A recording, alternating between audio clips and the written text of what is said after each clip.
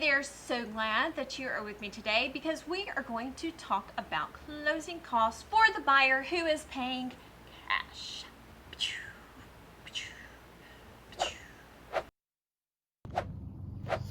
Don't mind me, I'm just watching the grass grow. Tune in my violin. Hold on, I'll be right there. I gotta finish counting these leaves. 1001, 1002, 1003, 10,099, 11,000. Oh no. I gotta start over. That's right, you heard me. Cash. It is like every realtor's dream. For real. Cash sales have got to be the easiest to do. No offense to you people out there who are financing, because we need you too. Okay, we want to help you too, but man, cash makes life so much easier, right? Anyone who tells you otherwise are lying. I'm just here to let you know they're telling you a horrible, horrible lie. Okay, so before we go into the video on those closing costs for buyers who are paying cash, I want you to stop what you're doing and I want you to go down, hit that subscribe button and that notification bell, because if you don't hit the notification bell, you're not going to know when I upload a video, and I would not want you to miss anything I put up here, because let's face it, you just need it, right? Okay, got that out of the way. Now, I guess I should introduce myself. I don't think I've done that yet either. My name is Erika McLean, and I'm a realtor at Simply South Realty in New Brockton, Alabama, and we service the real estate needs of the Wiregrass area. So, today we are going to go back to the subject at hand, and that's going to be closing costs for the buyer who is paying cash. And you're going to notice that those closing costs for the buyer who's paying cash are going to be a lot less than someone who is financing. So what's the difference? Why are the cash people getting a break? So the next part you're about to see, sorry for me dimming the glasses so much, but the next part you're about to see is going to be a blank sheet. If you saw my other video on closing costs for the buyer who is financing, and if you didn't fall asleep and were able to finish all the way through, I went through a USDA loan and a conventional loan and gave the examples of the costs that are associated with that. So I'm going to do the same thing today. I know, snooze fest. I don't know how to make it more exciting though.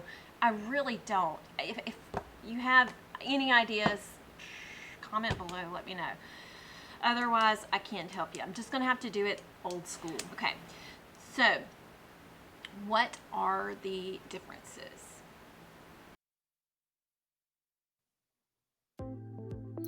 Okay, so here are your closing costs. You have your attorney fee, whatever percent that is, or however they bill for their fee. It varies from attorney to attorney.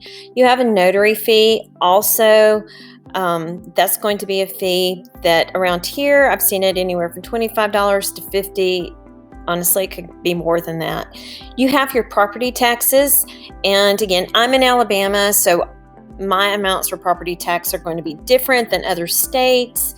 And title insurance, I've seen as low as $130, but it can go higher than that.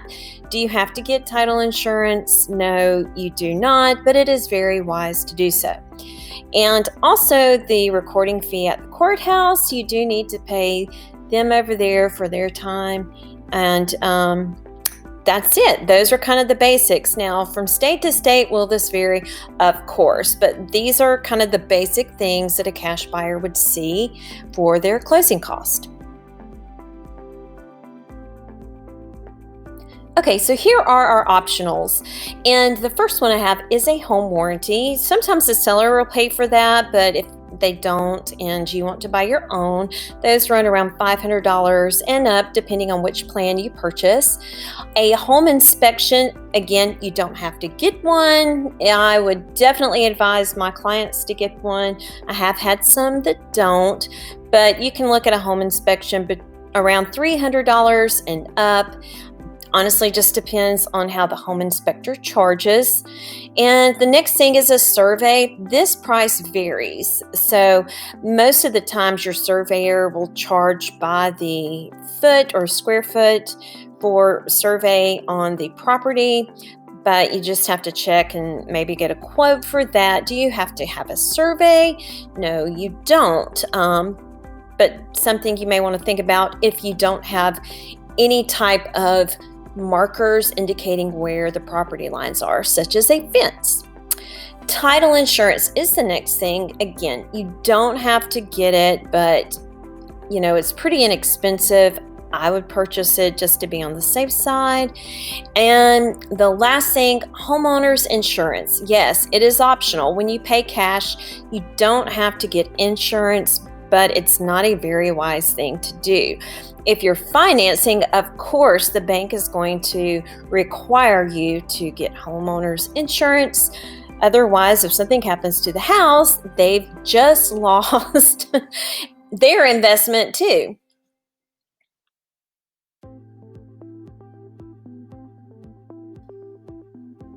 So let's just pretend that we are purchasing a $200,000 home. And I've estimated the attorney fee for this one at approximately 0.5%. So that is going to be of the purchase price of $200,000, so around $1,100. I did the notary fee at $25. Of course, we already know that that price is also determined by the notary. And property tax, I estimated maybe 3-4 months worth of taxes that were due to be around $300.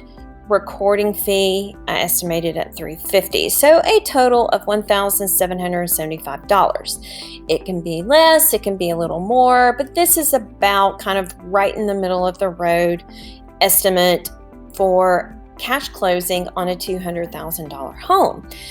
Again, notice I didn't put all those optionals in there, like home inspection and home warranty and insurance and all of that. Just know that those would be additional to this price here.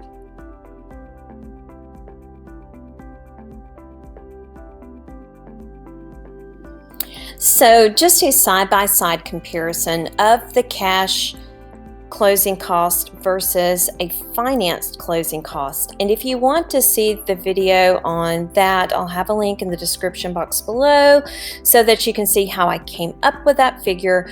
But just know in this example, the finance closing costs are going to be around $4,806 and up. And again, there are different things that could have added and put in on that, but just kind of the basic closing for a financed house is going to be around $4,800. So you can see it is much more expensive in closing costs for a financed house versus a cash sale.